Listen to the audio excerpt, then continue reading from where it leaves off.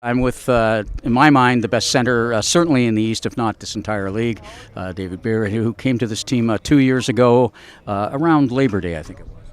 Yeah, that's right. Yeah, it was right around Labor Day. Yeah. When you got traded here from Edmonton, was that a surprise to you?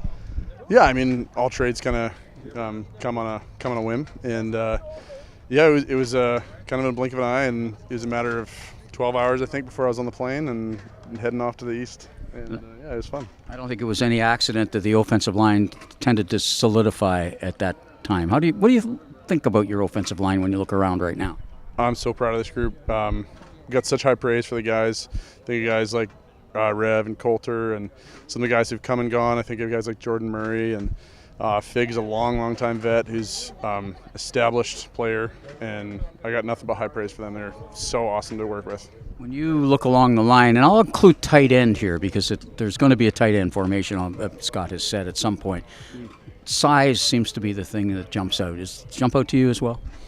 Yeah, I think we got a good-sized group for sure. And on the same token, I'll say this: Scott prioritizes speed as well. So I think he's just done a great job along with the rest of the staff. And Ed and the whole gang has done a great job putting together a good crew. And yeah, couldn't be prouder to see the kind of guys that we have here that are high character guys, high skilled guys. Yeah. What are you looking for from this line this year? I talk to the line almost after every game because there's good analytical. I think you guys think about the game more than anybody else.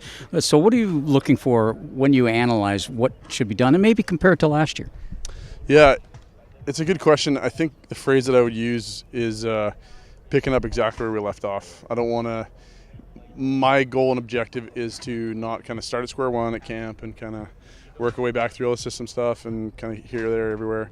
We got to establish a group that's coming back. And if I had my way, and I think we can do this, it's not out of our reach, is just continue on exactly where we left off. We got a lot more polish as the year went on last year, and the chemistry is building and building every single day.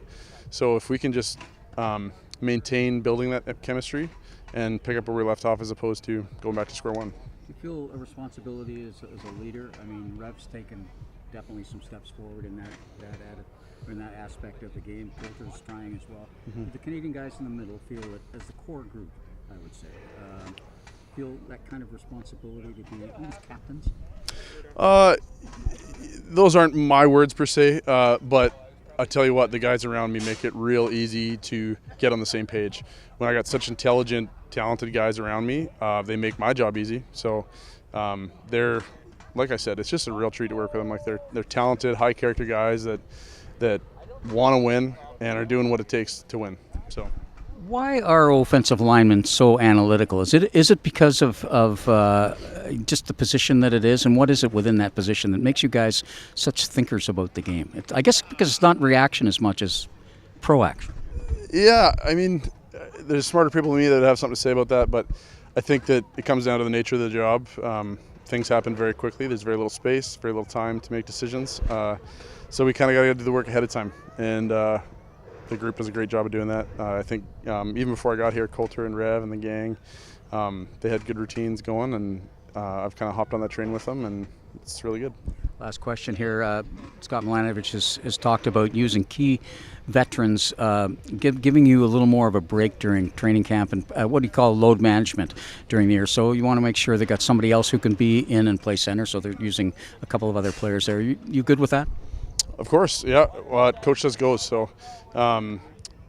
that's not brought to our attention per se. We're just doing what we're told and making sure that we're ready when our name is called. There's Casey kind of made a good comment, Casey Sales the other day, that we're all trying to earn starting jobs. So there's no guarantees. For established veterans, same goes. We're not guaranteed anything, and so we got to earn our spots and make sure we put in the work to do so.